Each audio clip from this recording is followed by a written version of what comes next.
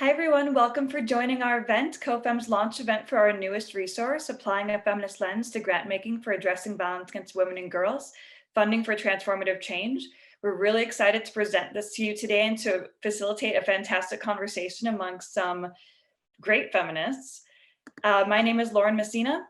I'm the coordinator of the COFEM network. COFEM is the Coalition of Feminists for Social Change. We're an advocacy collective of thought leaders, activists, practitioners, academics, researchers working globally to end violence against women and girls. We were formed in 2017 to create a feminist space for those working on GBV to critically engage with and collectively address the challenges in this work. We're member-led and member-focused, and we're so excited to contribute to the growing ecosystem around feminist funding.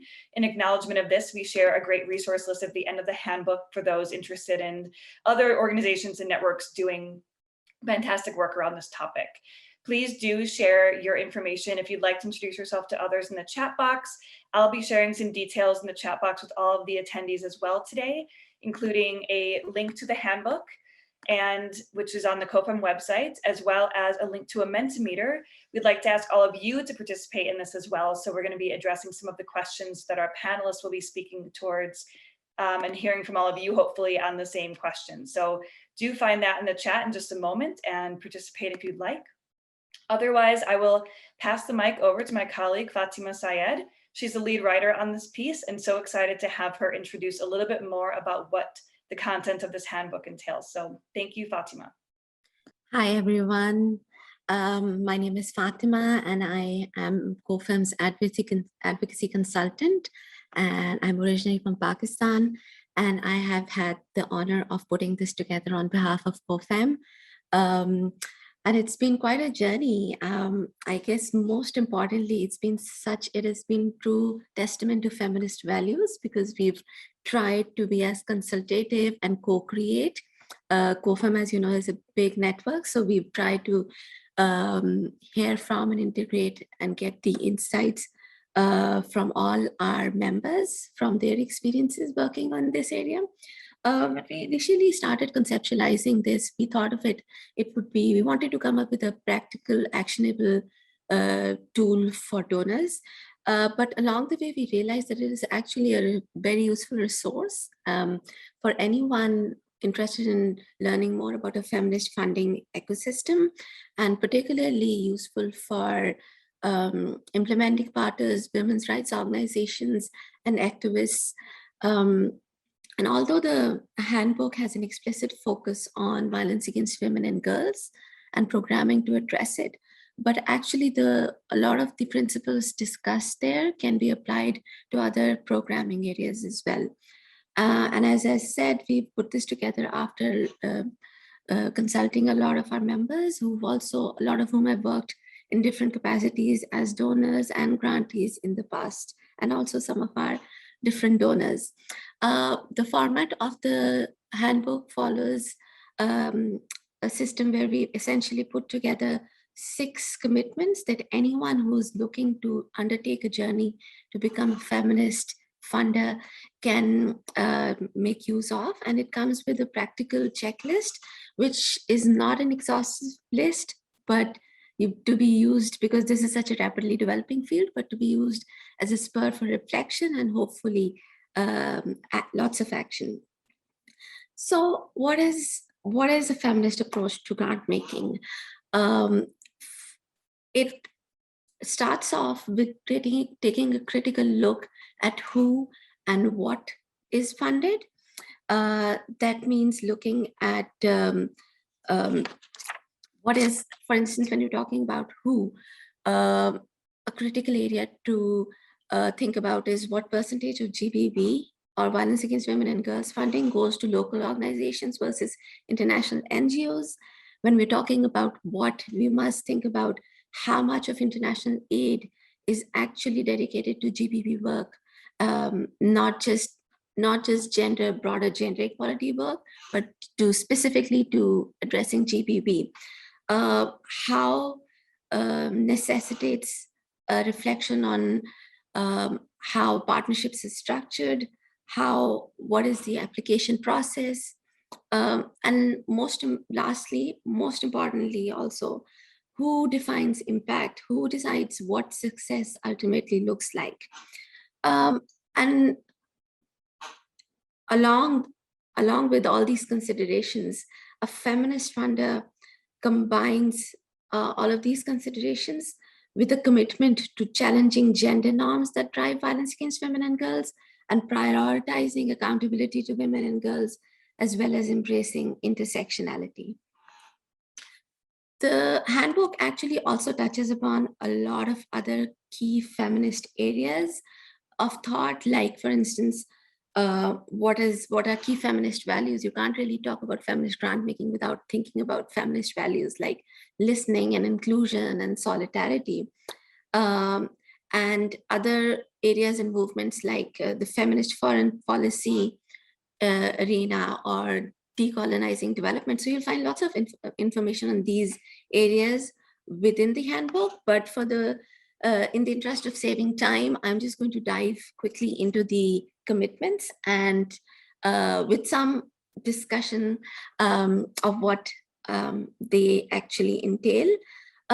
Commitment number 1 is increase funding for feminist-led VAWG programs and advocacy that addresses the root causes of violence. So, and this involves us asking questions like, what is sound VAWG, feminist violence against women and girls programming look like?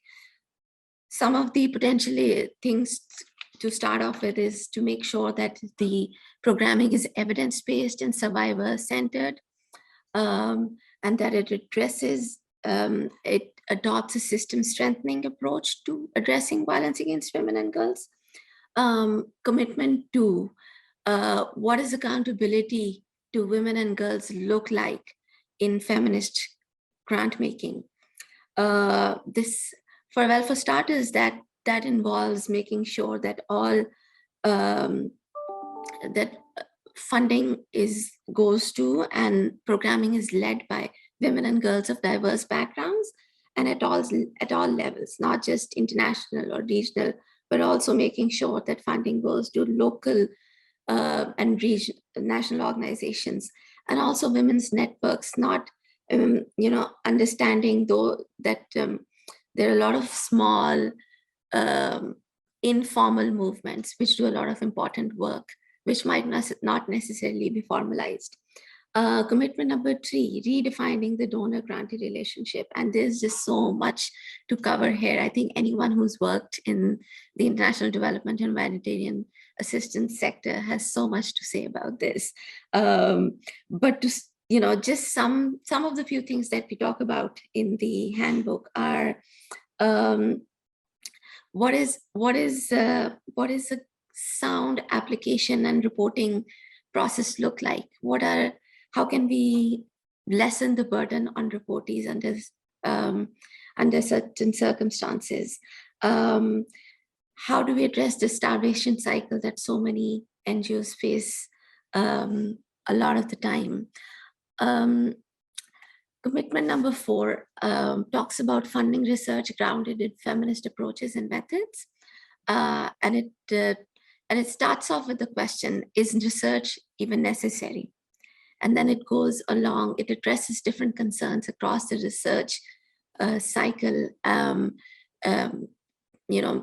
talking about many important concerns along the way. And one of which is, for instance, how do we make sure that there is equitable ownership of data and whatever is actually produced, and how is that disseminated amongst communities and amongst in the countries where the research actually draws on.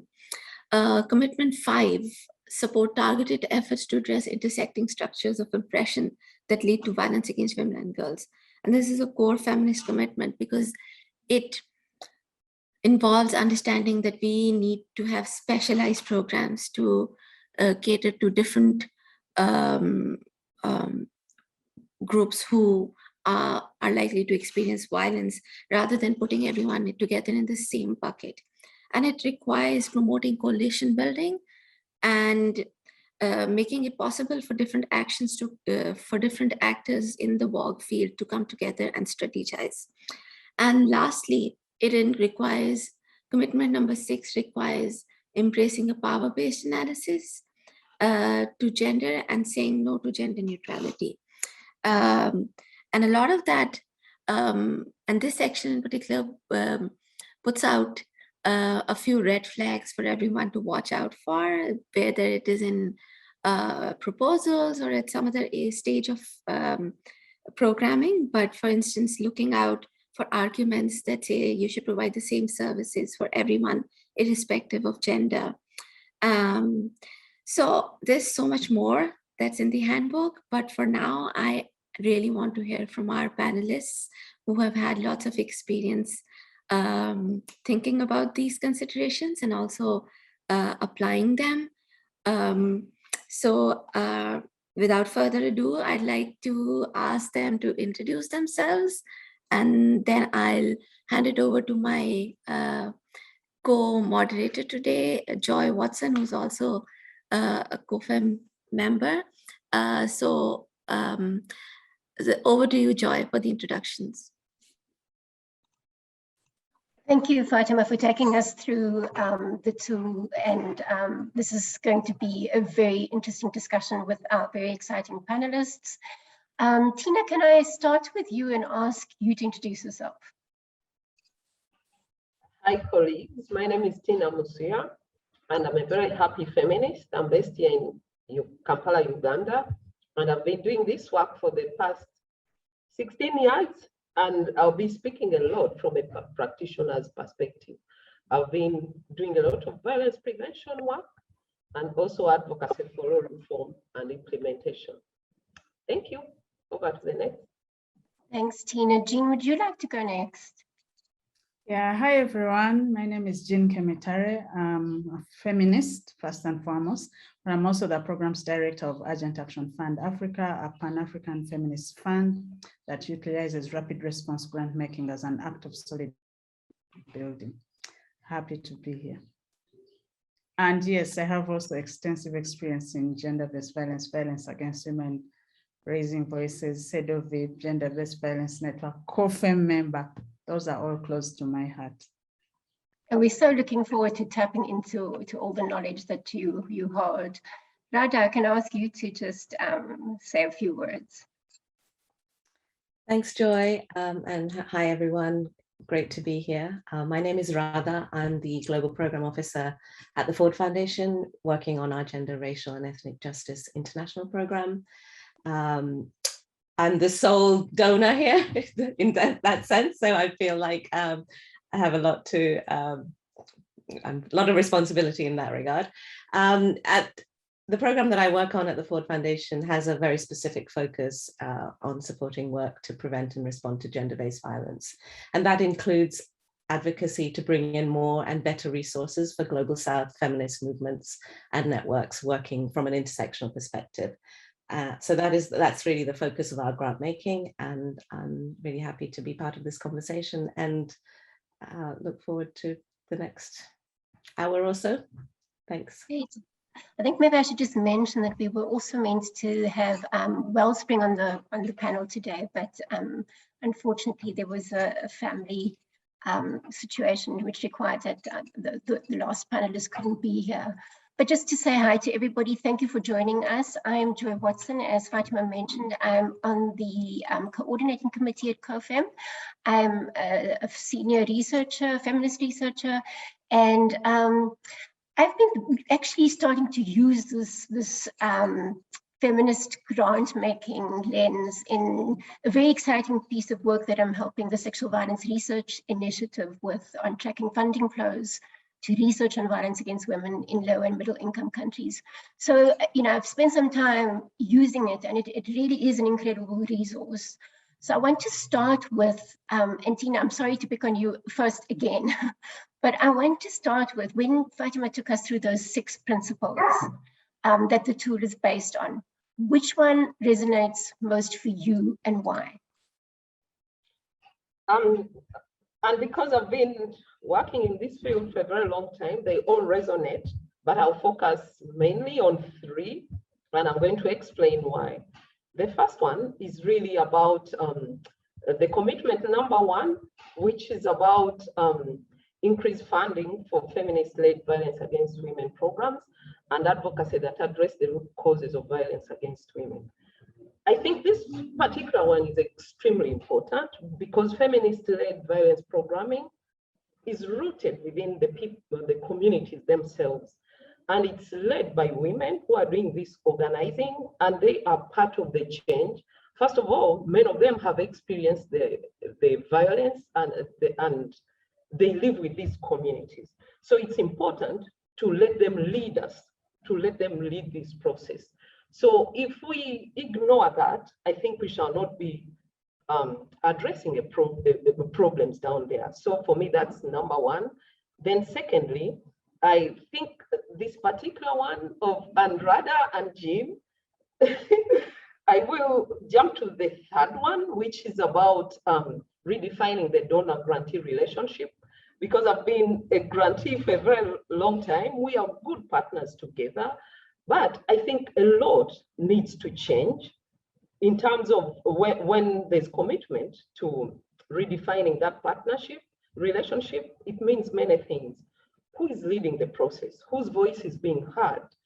And what priorities are being set? And me being a practitioner for a very long time, I've had a lot of experiences where some have been really good, while others have been very hard. And for the donors, please listen and listen good. Sometimes the programming document read very fine, but when it comes to the budgeting, we are sent to the very mean finance people who have no knowledge of the programming component, and they are given the powers to reduce the budget based on what they do not discuss with you to see what is important that needs to be fronted. You'll be shocked to find that a finance person will say, now look, this training, you have to just do one training, that's enough. And because you're grassrooted, you only get $10,000. Again, it's coming from that perspective of disempowering women, indicating that women always have to do things from a voluntary basis. I think this has to be rethought. Issues, the funding needs to cater for the humans, and front people, and therefore the relationship needs to be the same. And again, coming from a practitioner's side, there's a lot of power inequality between the donors and then the grantees, who of course are depending on donor grants. So oftentimes there are many progressive donors, but others come from this point, you know, they are so powerful and they give orders about what has to happen. And therefore, because the grantees are struggling, they're broke, they'll just take some funds just to survive. And that will end up diluting the programs that they do, or sometimes the issues that they are addressing are not prioritized, and therefore they'll run to where the grants are. So the whole issue of redefining that relationship so that priorities are being set together and the donors are listening to where the monies have to go, and also having flexibility in funding. I'll give the recent scenario, COVID-19. Now this one really set the alarm bells about redefining the donor relationships, because some donors were like, you either spend this money now or refund it. But between you and I, who could do any engagement work at the community level when we know COVID was everywhere? And a lot of that money went back despite the struggling dynamics. So redefining the donor relationships is very important. And my last one that I would really like to speak about is I'm struggling to choose which one, but I think fund programs that center women and girls in their diversity and prioritize accountability to them. You see, so many donors come with good intentions, but if they are not centering women in all this and girls, what the intentions of the funding yield the opposite result. Because if we do not center women, their voices are marginalized, their issues are put on the side, or other competing priorities come in and leave the women more disempowered than before. So for me, those are the ones that I really wanted to speak about. Over to you, Joy. Thanks, Jean. There's so much that came out of that, around centering women and girls and accountability, and also the issue of the power dynamics between donors and grantees. I want to loop back to that eventually, but for now, I'm going to park it, and I just want to ask Radha to jump in. And Radha, to ask you sort of the same thing, what in this framework most speaks to you, but also then specifically, I'm interested in knowing your thoughts about funding programs and initiatives that very specifically center women and girls in their diversity.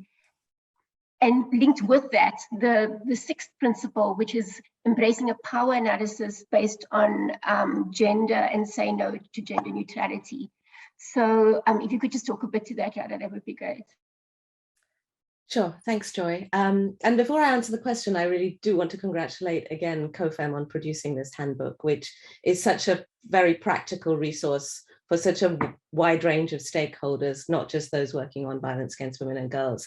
And at a time when the use of the word feminist is at risk of becoming used quite conveniently and loosely to cover all manner of things, it's important for us to reclaim and ground that word in its true form and in a meaningful and very practical way, which I think the handbook does. So turning to the commitments themselves, I also found it very hard to pick one commitment since each of them has a particular significance for us as a foundation and a grant-making foundation, and specifically the program that I work on at the Ford Foundation.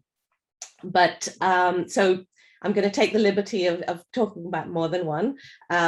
So of course, the first commitment to increasing funding for feminist-led violence against women and girls programs and advocacy that addresses the root causes of violence is actually the framework for our program strategy that I manage at Ford. So of course, it has obvious resonance for us. And the other, I think the other, moving on to the other commitments, commitment 2, which is about funding programs that center women and girls in their diversity and prioritizing accountability to them, is again something that we are intentionally trying to do within our program. And I would say that, we can come to that in the later part of the panel, but I'm not claiming here that Ford is a feminist funder, but what I am trying to explain is that within our program, what we're trying to do is to slowly adopt feminist principles and through our strategy. So our program does center women and girls in all their diversity and prioritizes accountability to them. And we take a structural approach in that we have a very intentional bias towards supporting not only feminist work that takes an intersectional perspective, but also addresses structural drivers of violence and inequality for the most marginalized women and girls.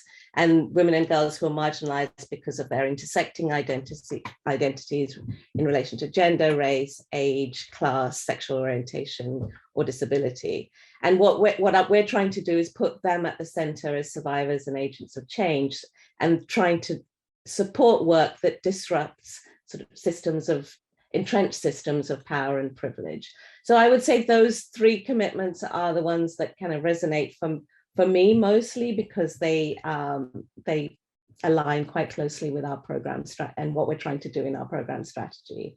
I would say that, this is we're at the beginning of our strategy, so it's a lot of it is aspirational, but we're trying very intentionally not only to live and grant make according to feminist principles, but also influence other aspects of the Ford Foundation's work, and I can talk about that a bit later on if that's helpful.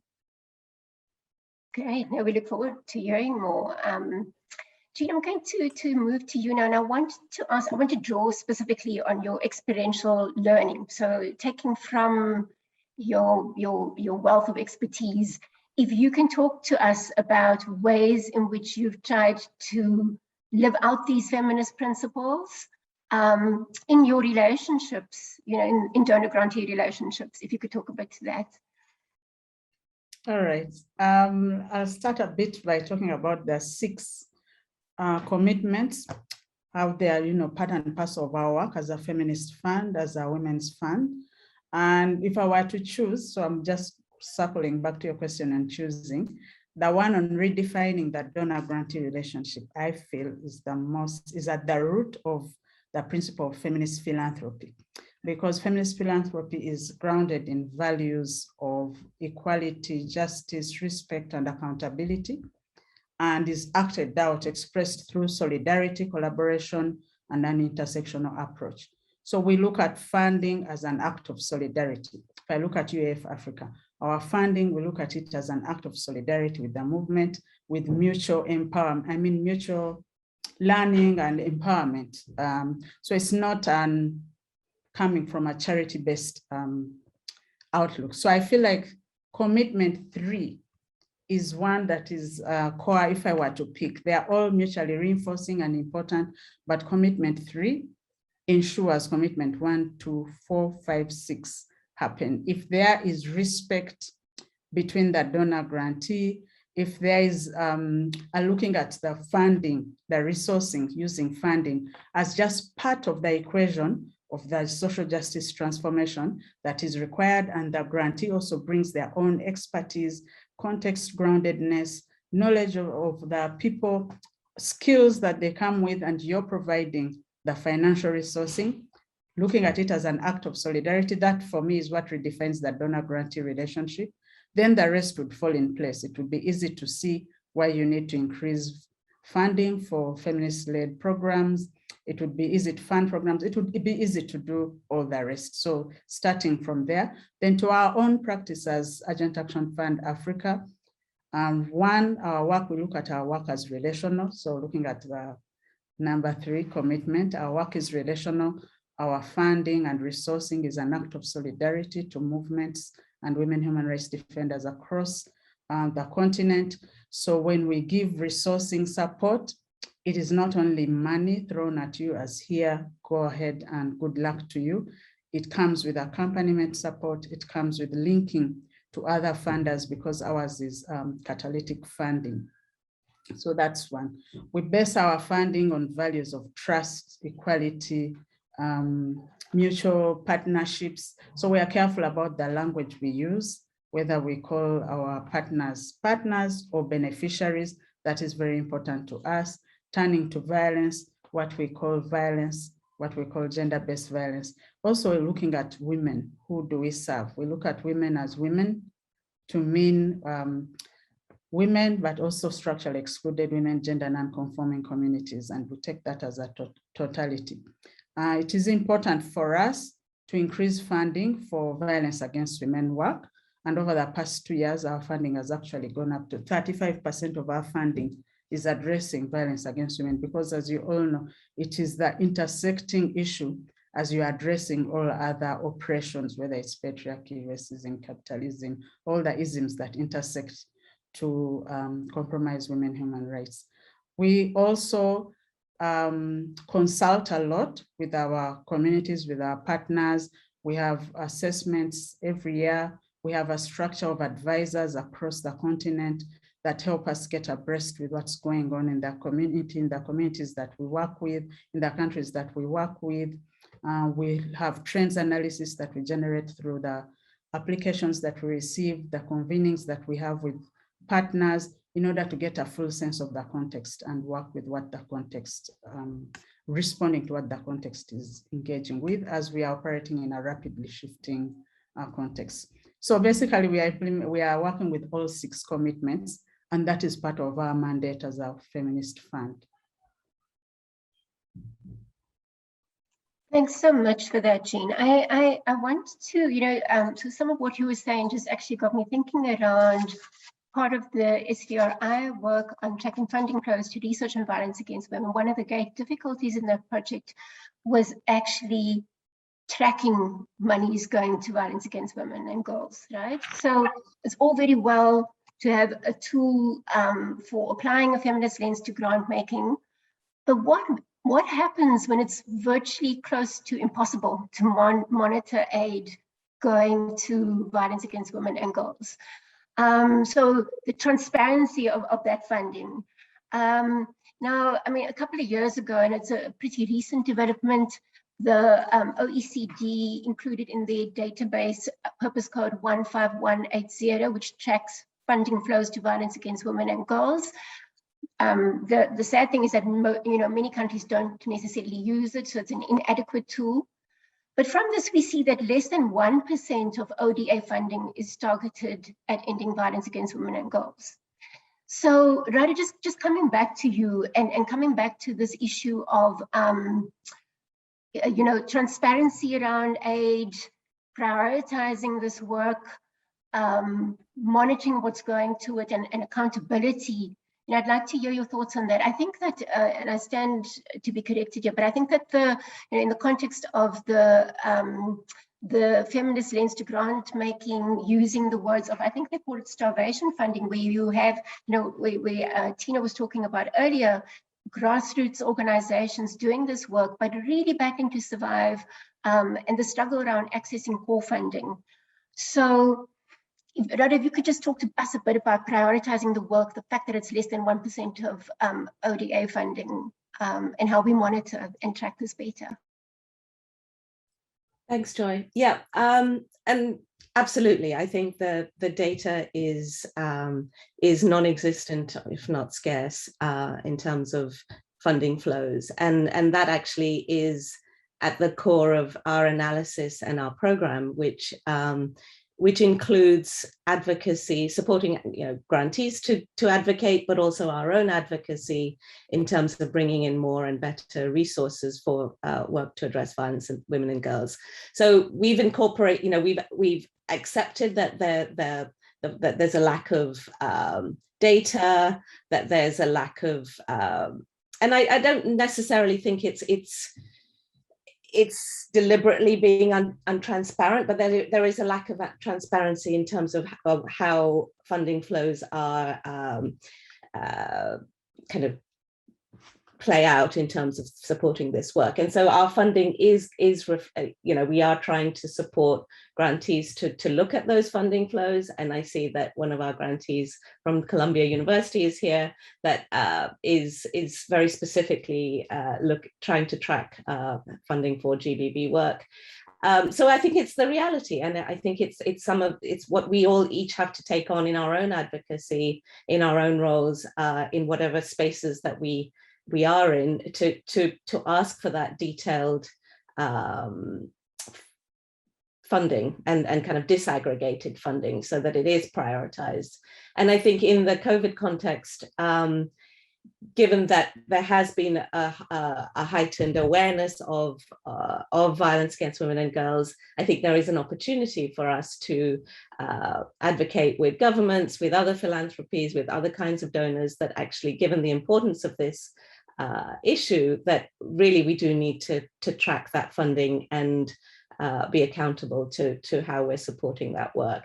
And for us at the Ford Foundation, we've been part of the Generation Equality Forum process, and through the action coalitions on both feminist movements and leadership, as well as the one specifically on gender-based violence, we've been very vocal in terms of not only tracking that funding, but also ensuring that the main message our main advocacy message in all of those spaces has been, we have to prioritize not only GBV as an issue, but also the money going to feminist movements and leadership. And, it's almost like it comes up in every message that we put out in all of our, in all of those spaces. That's what we're saying. And so for us, it is a priority. And we also advocate with other foundations.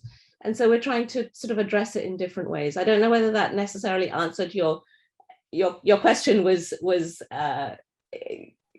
kind of conveyed in lots of different forms. So I don't know whether that answered your question, but certainly for us, we do want to bring out the lack of the data as well as the actual funding. Sure. I want to, before I move to Tina, I want to ask you one follow-up question. So, the feminist lens to grant making talks about accountability, right? And one of the things that we see happening with donors is that there's this increasing attraction of putting money for violence against women and girls to giving it directly to governments and having them disperse funding through government departments. I mean, we see that, I know my context, which is a South African one, and I know that Ford is, for example, also doing some of this, putting money into, as it should, into money on the National Strategic Policy Framework on Violence Against Women. But we also have feminist movements and organizations saying, sometimes this creates contestation. The attraction around putting funding in governments, whereas you have grassroots organizations really battling for survival and often providing the services that government does not to women and girls. So just, Radha, if you could just quickly answer that just very briefly, and then I want to move to Tina. Sorry, you cut out. Sorry, I didn't quite catch the last bit. Can you just repeat the question? So the contestation coming from feminist organizations and the concern that there's this increasing tendency to put more and more resources into governments to provide services to women and girls, and often also to disperse funding to organizations, so they become the conduit for funding. If you could just talk to, you know, how does one strike that healthy balance between giving money to governments, but not at the expense of the very real service providers who are often women's rights organizations? Well, I mean, I would say that actually, you know, we need to advocate for all funding, not just government funding, you know, and that's what we're trying to do. We advocate with governments so that actually that in their national action plans, they are through national action plans, they are prioritizing GBV funding. But we're also doing, you know, I think it's going to take all of us. It's not going to just take governments. So I think there's different kind of nuanced advocacy that needs to be done with different kinds of funders. So I do think that, you know, we think that governments are important stakeholders in terms of, you know, the level of resourcing and how much they can holistically address across their different programs. So so I would say that, you know, we need different kinds of advocacy with different kinds of donors, and governments are an important player, and we need to continue to advocate to governments. But it shouldn't be an either or. So money, you know, there should, for us, the priority is to redress the balance and look at the very small amounts of money that are going to movements and organizations on the ground doing the work. So that is at the core of our advocacy, and whether that's coming through governments or directly, if it, you know, I don't think we're going to take governments out of the equation.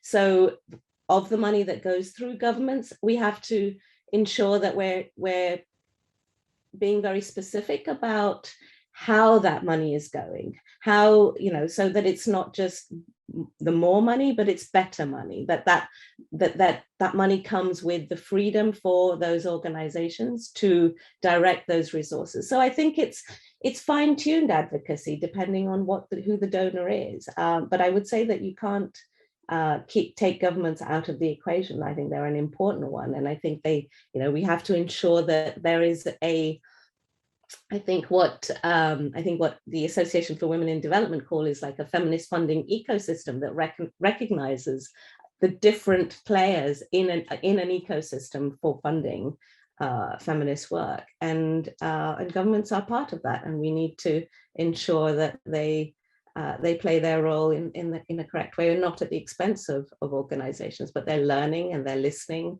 to organizations on the ground who have the experience and ensuring that they have the voice as well. Yeah, I appreciate that, finding the right balance and advocacy to ensure that right balance. So now, Tina, I want to go into your practical lived reality of working in a women's rights organization. And I want you to talk to us, not just about the challenges. I want you to start with what has worked well for you in an experience with a donor, what worked well, and then what are the most significant challenges that emerged for you?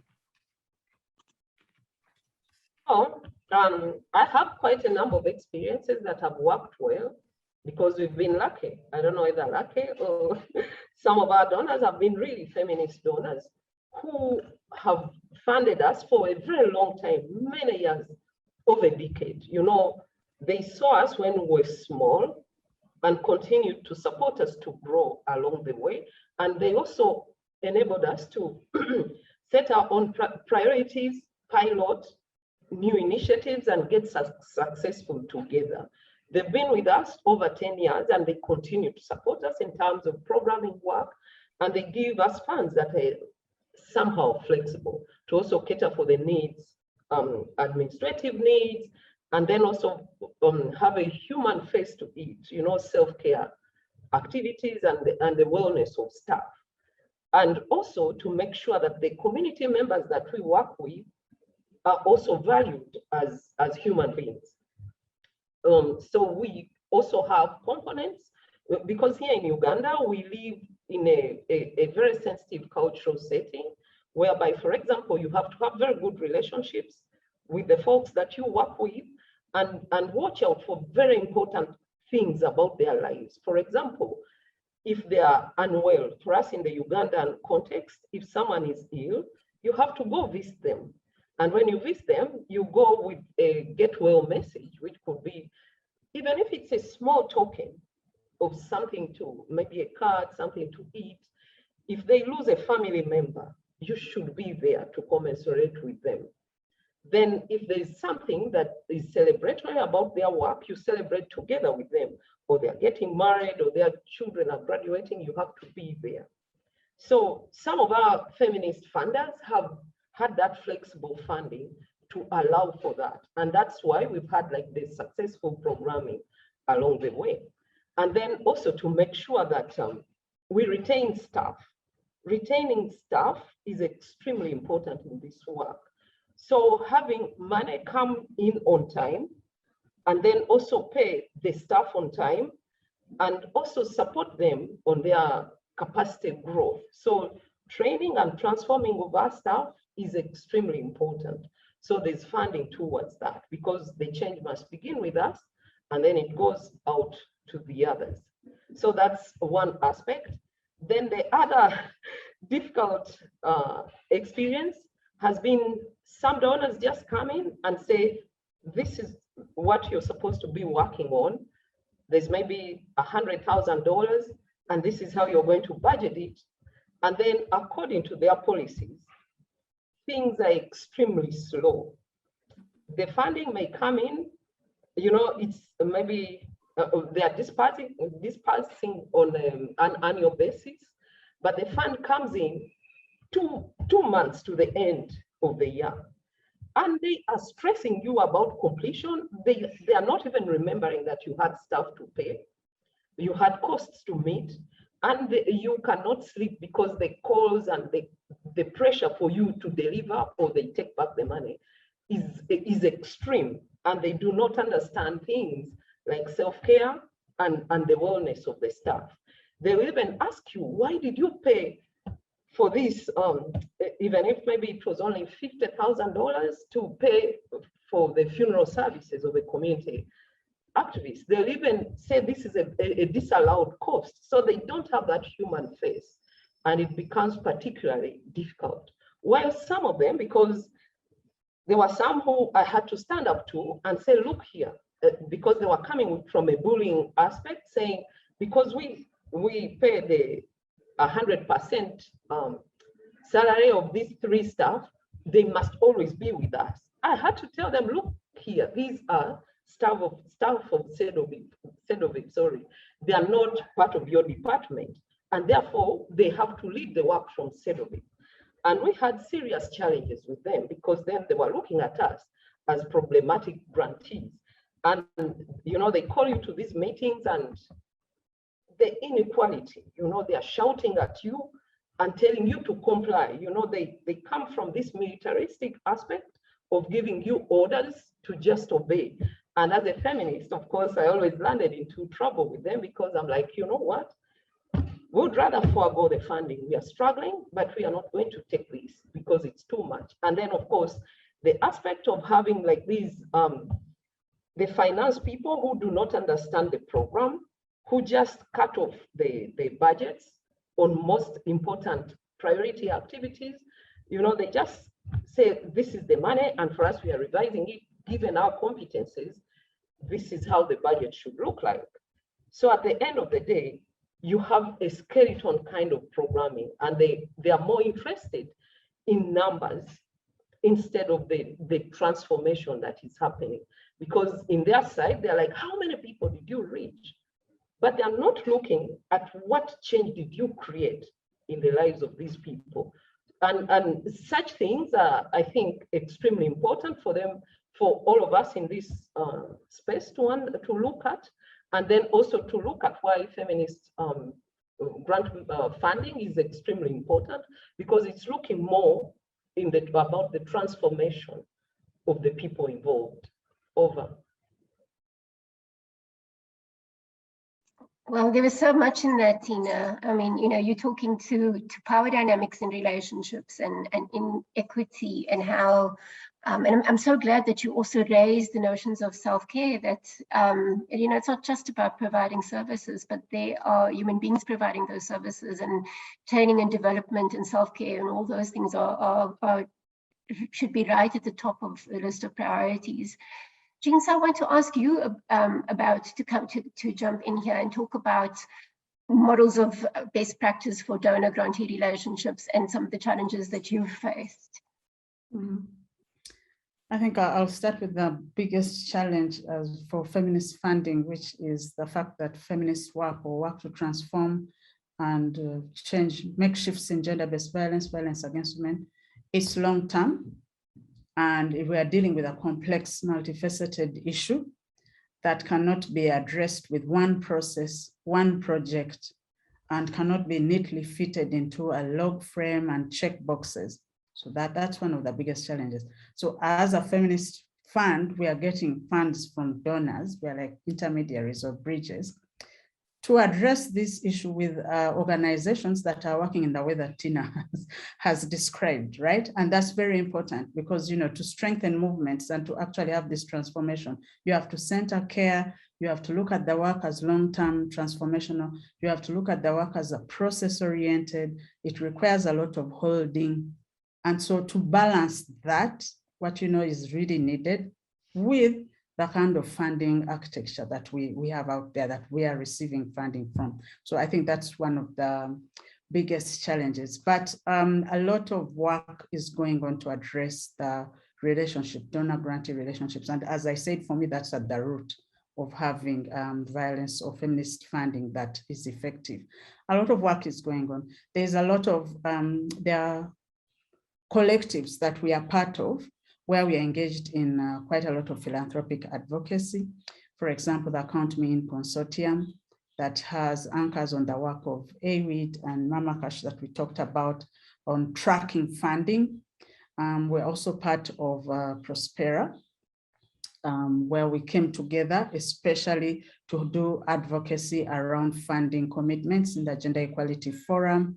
As a fund ourselves, we are together with 2 other funds engaged with the Gender Equality Forum commitments, and are also planning longer-term work to track those commitments and to who they are going together with our partners. So there's a lot of best practice at feminist fund level, which includes publications, research, collectives for advocacy. We also were engaged with those collectives for advocacy with the GBV Action Coalition and the Action Coalition on Feminist Movements.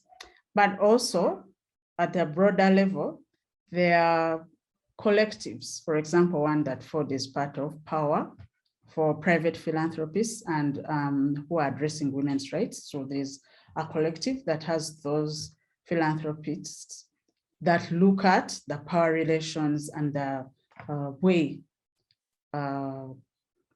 aid is given or funding is given to who and how. So that's an opportunity, because then those of us who are in these other collectives have an opportunity to influence with that kind of collective, which also has an opportunity to influence with bigger collectives. There's some inroads with bilateral funders that is still work in progress, if I may frame it that way.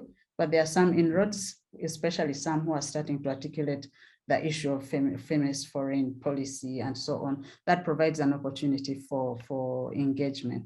I think a lot rests on our ability to step up our philanthropic advocacy, having a lot of evidence and solidarity with different groups that I've mentioned to engage with the philanthropic ecosystem and try and shift those power dynamics. We also have an opportunity with the issue of decolonization. That is a conversation that has started and is gaining momentum. So it's something that we can pick on. So that's at the broader level. Then for us as a fund, we've also been learning from the collectives that we are part of, from our partners.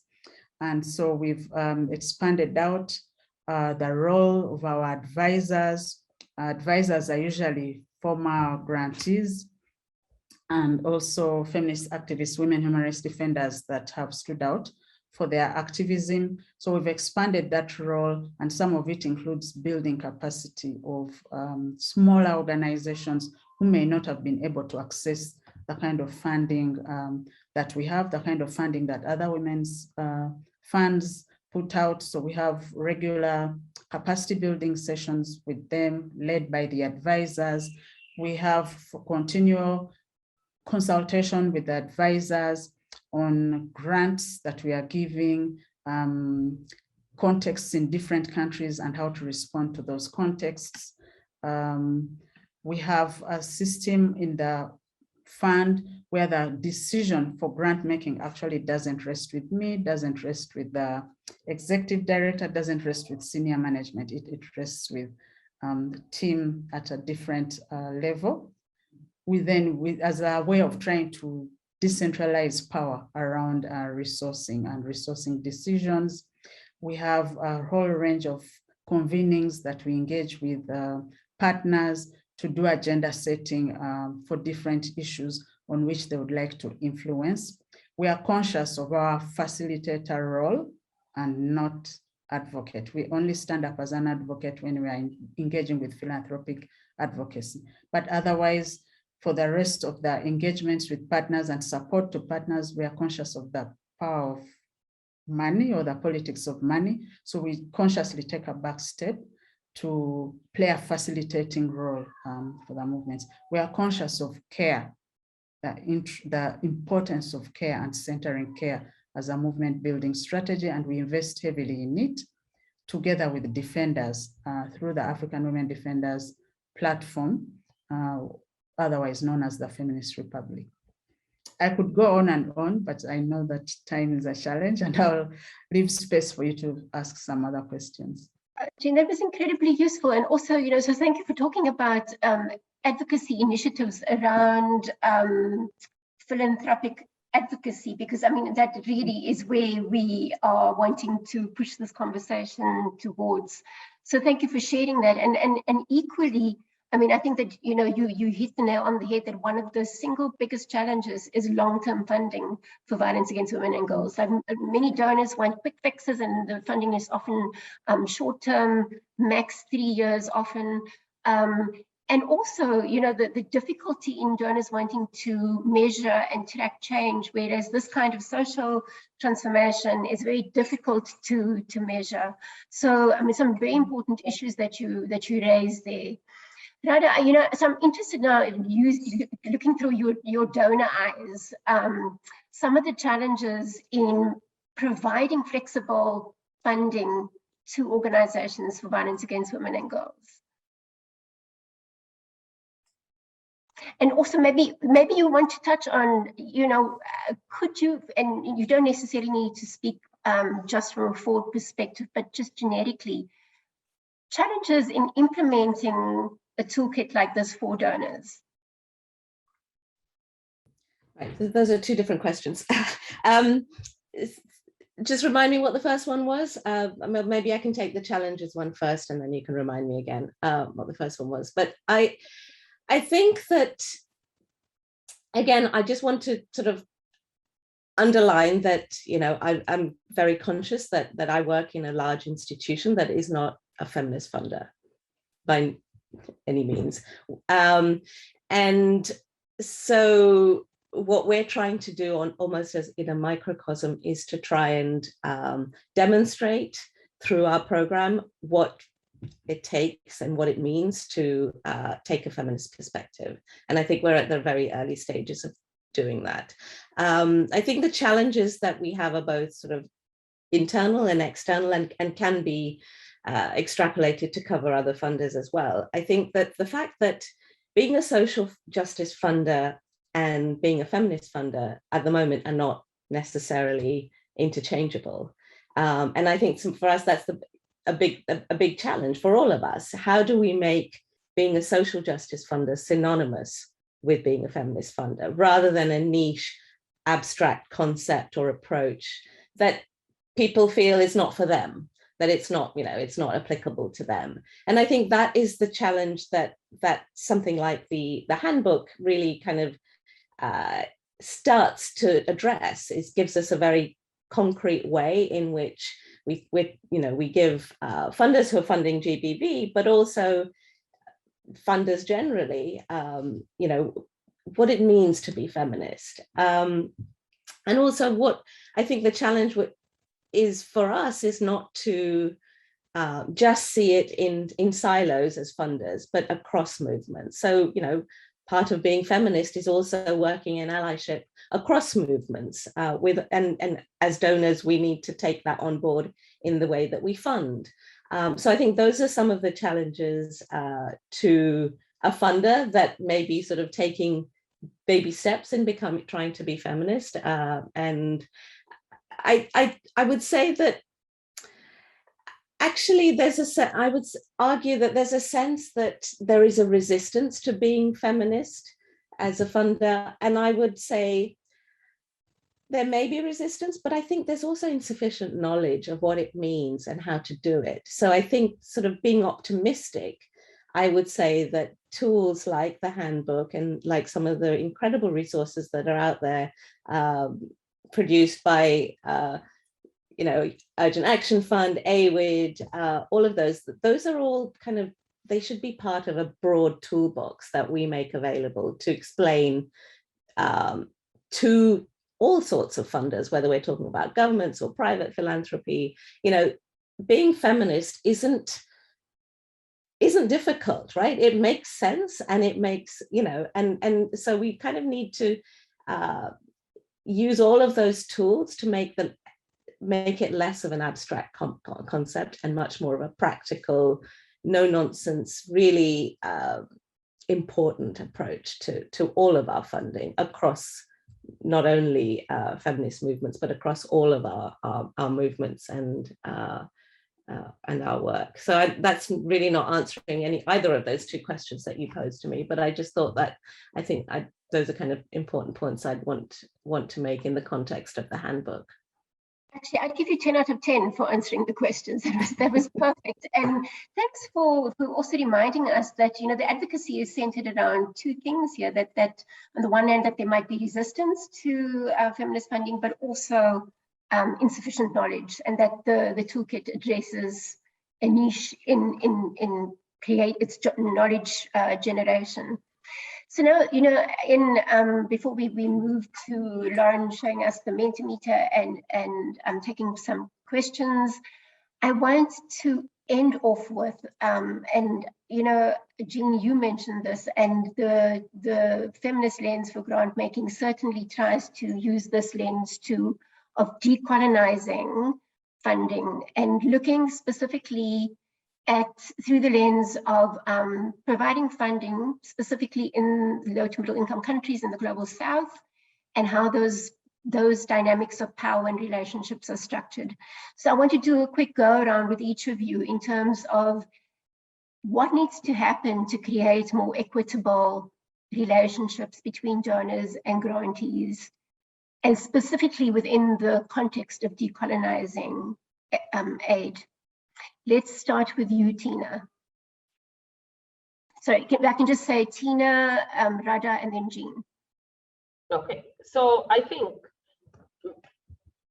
there's a lot of processes that have been happening, and picking on what Radha was saying, sometimes there's not sufficient knowledge. Now that we do have this this handbook, I think it puts us at a level where we can start having those deep conversations with practitioners, donors, and everyone else who matters.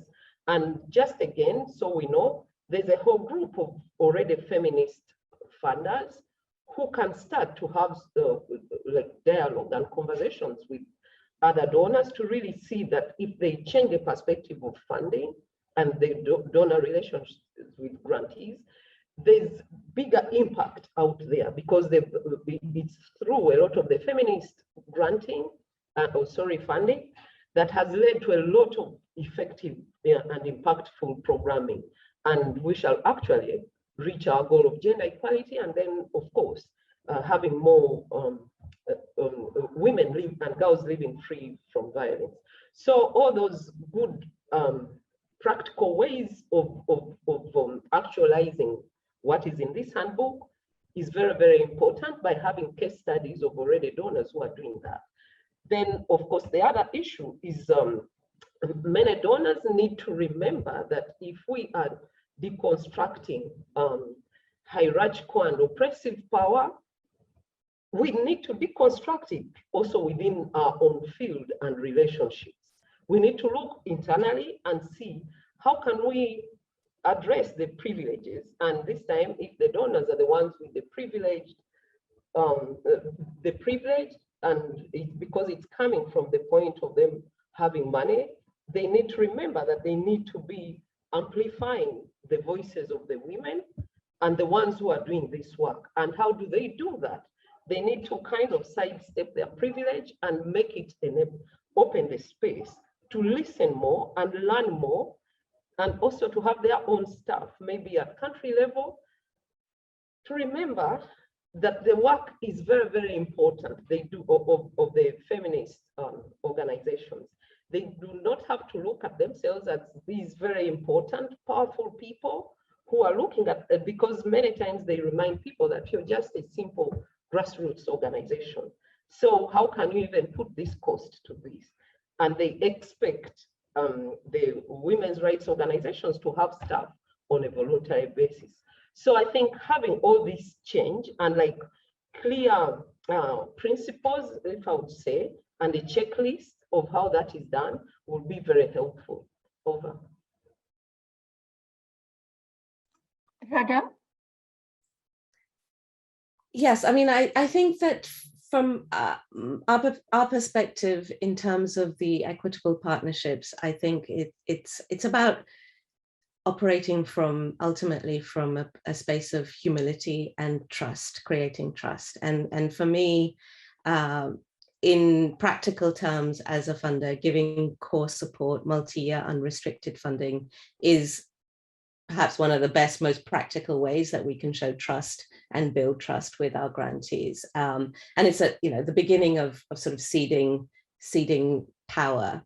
And I think being in regular communication with grantees is also part of that, being transparent about decision making, providing space and ways for grantees to provide open and honest feedback, so that communication is a two-way thing. It's not just us asking grantees to report back, but also to provide input and feedback. And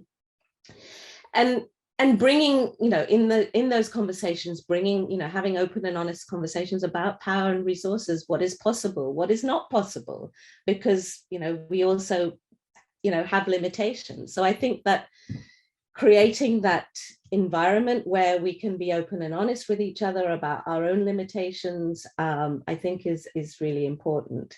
And, that helps us grapple with kind of what authentic partnership looks like, and acknowledging, going back to humility, that as donors we don't have all the answers, and we can't do everything, right? So we need to be honest about the fact that we're very far removed. Our grantees are the experts, and because we have a prioritization of global South organizations and networks, we don't feel that we have the expertise. They're the experts, and it's being in conversation with them, being guided by them, having feedback from them, that, those are the ways in which we, in small ways, build kind of a more equitable partnership. I mean, I'm not going to claim that, we've got all the answers and we're perfect, but I think those are the ways in which we try and develop relationships that are authentic and based on good communication and trust. Thanks for that, Jean.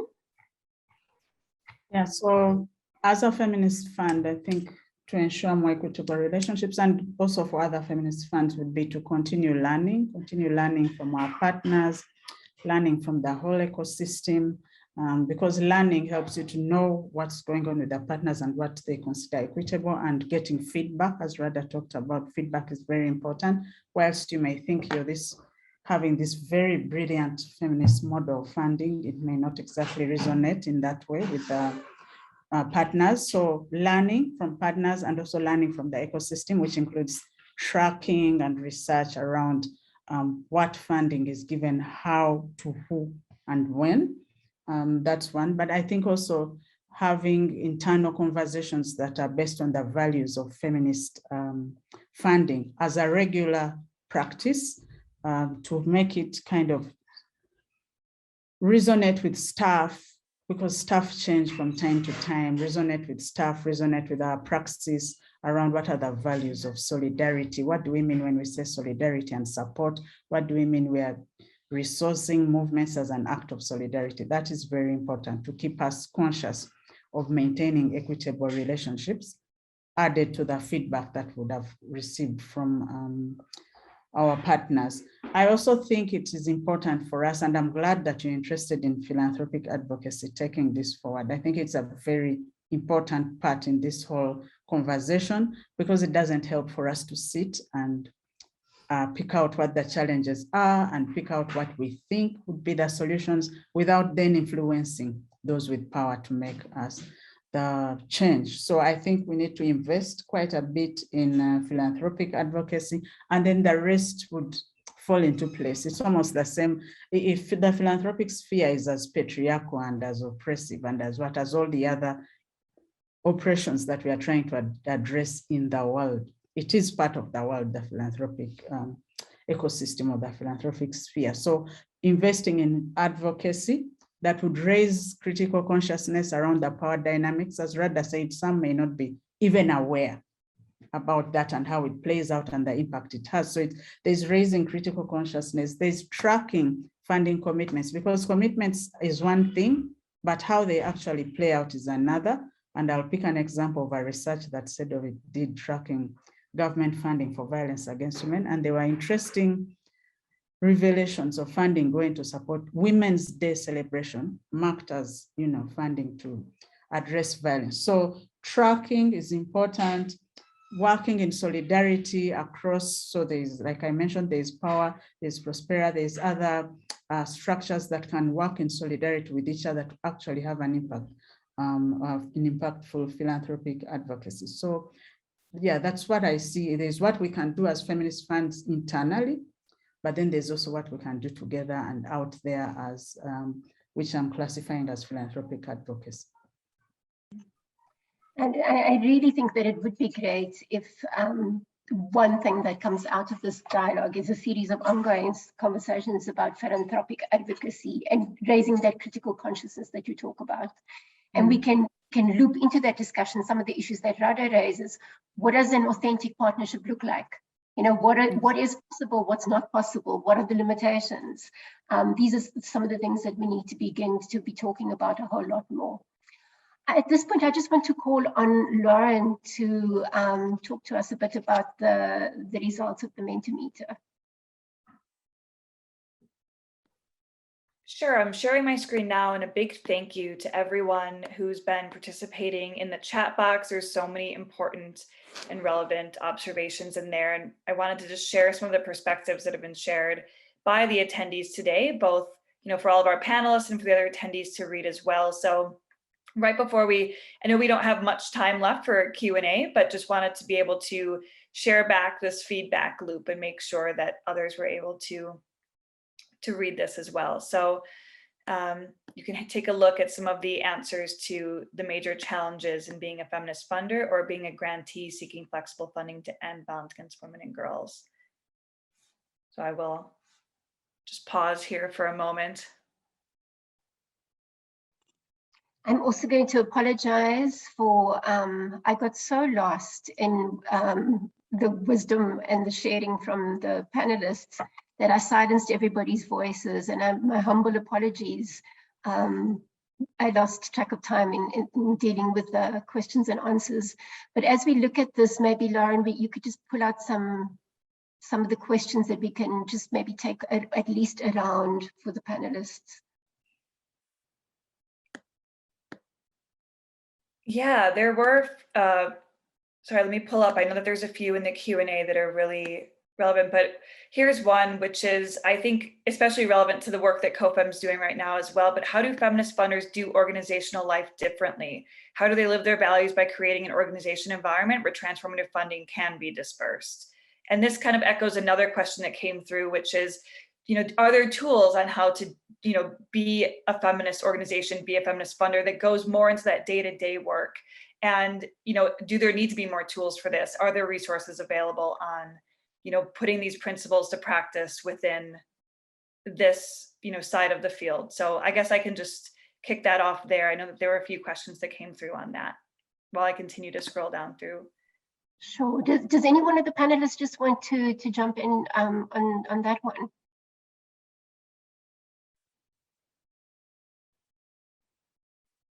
Around tools? Yes. And putting it into practice. Well, yeah, this particular publication is one of them. Then there is another publication which I'll put in the chat box by CMI that is entitled, just a moment. There's a publication on moving money to the drivers of change.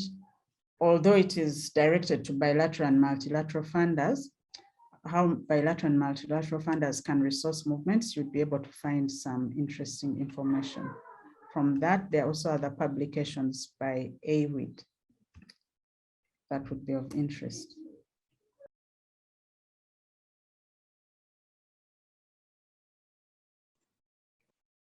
Lauren, I know that we have to end soon. Do you want to just give us another go of, and thank you for those resources, Jean, that's amazing.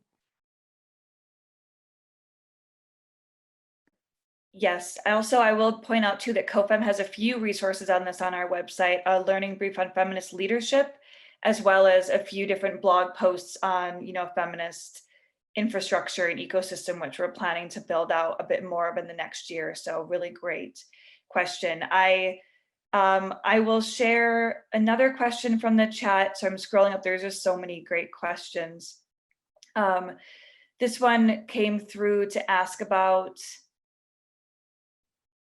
okay, so we talk a little bit about trust and accountability and how important that is in relationships, but there do seem to be different treatments between INGOs, CBOs by donor organizations, and CBOs and local women organizations, and they find themselves often in competition with one another. How do you see these principles applied, and how can we address these dynamics that we see on the ground? Does anyone want to have a bite at that? I think I think it's a really important point. And I'm not sure I necessarily have an answer, but I think that if we can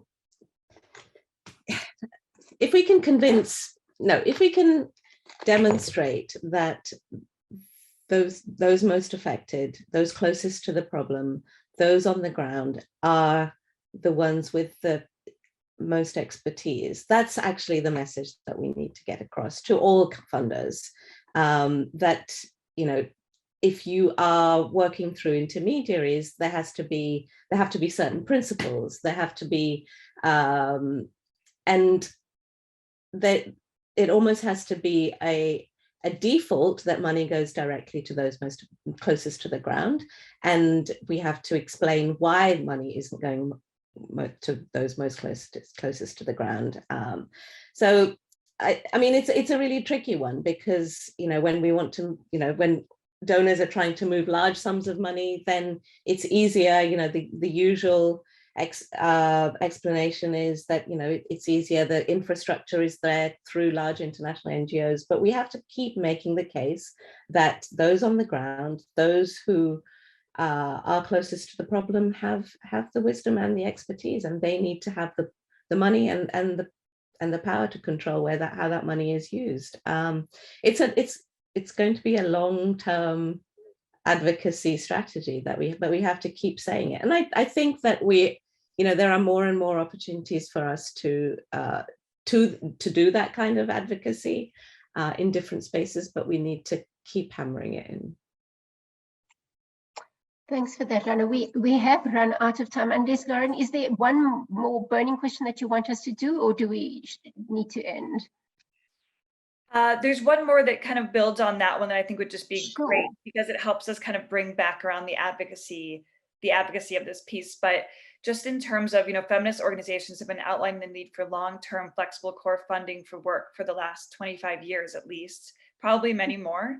I'm curious what the specific blockages there may be for donors. And in your experience, are the voices not reaching the right people? Are there constraints that we could help funders think through that would help them to meet very clear requests? Like, is there anything we can do? What kind of advocacy can be done? What can grantees do? Is there any kind of, I know Radha, you were just speaking a little bit about this needing to just continue to be an advocacy point, but just wondering if there's anything else that we can take from this discussion that we can bring forward. Jean, I know that was something that you talked about. Do you have any inspirational ideas to share? I think several things need to happen. We as women rights organizations and feminist movement, we need to catch this as an advocacy tool that we start to engage, especially our donors from the national and regional level, and also at global level. Because remember, during the recently concluded Gender Equality Forum, there was a commitment towards funding for ending violence against women. Now we need to take that as a piece and follow through to really see how committed these donors are. And let us ally with some of the donors who are already feminist donors to really remind them to get their colleagues on board. I think that's, as everyone else has said, this is a process. We don't have to expect things to change immediately, but we need to have like continuity in this advocacy. And of course, solidarity, as Jean was saying, and like amplifying our voices together. I'm sure in a few years' time, I'm sure that we shall be there. I think that's the addition that I can bring to the fore. Over. Yeah, Joya, I want to add to that we have opportunities that we can utilize. I just talked about power that FOD is actually part of. That is a structure that has voice and influence actually in the funding ecosystem. And so we can work with those kind of structures because the members, at least the people who sit on that, are feminists, even if they may be in institutions that don't maybe necessarily identify as feminist. And so that is an opportunity for influencing. There are many other collectives that exist that we can map and influence. I think the biggest people to influence are the bilateral and multilateral funders because they have the biggest pots of funding. And so to maybe reflect on how we can actually influence those. I personally think we can influence those through the other big private philanthropies, because these big private philanthropies also now have influence on governments, on that kind of thing. So I think it's a question of mapping, doing a power mapping, who has power, and then working on our strategies for influencing. I will go back to the issue of tracking and documenting, because if we don't exactly know what we are talking about, if no one had pulled out the 1% figure of OECD funding that's for gender equality going to feminist organizations. Can you imagine? Only 1%. And yet over history, we know it is feminist organizations that have pushed the transformations that we see. So if we don't pull out such, for example, we have the opportunity of the Gender Equality Forum commitments. Yes, big commitments, 70 million, 70 billion, whatever was made. Who is that going to? Who is going to receive the majority of the pie and how? That is something we should be interested in. And what goes to gender, to preventing and addressing violence against women. From that, this is like the biggest opportunity we have, the Gender Equality Forum commitments that were made. Big money was committed. How much is going for violence against women, how and to who should be something we should also be tracking. On that note, I just want to say thank you to all our panelists, Tina, Radha, Jean. Your insights have been invaluable. And to our participants, we had so many people registering to attend this event, and it speaks to how important the topic is and the need for further engagement. And I think that this, as Jean has said, is it shouldn't just be one initiative, but there's a need for ongoing advocacy. There's a need for tracking who is funding what, and how does that work. So if you are a COFEM member, if you're not a COFEM member, if you have ideas in terms of advocacy on tracking funding flows, on how to ensure that there are more equitable relationships between donors and funders, please do get in touch with us. Also, we'd love to know how you are using the toolkit in your day-to-day work. Please talk to us about that. And then lastly, we also have a link to a survey in just trying to get information from you about your experiences as either a grantee or a donor. We'd love to hear from you. But time is precious, and we value the time you've made to be with us in this space today. And we look forward to ongoing engagement with you. Thank you so much for attending, and thank you to our amazing panelists.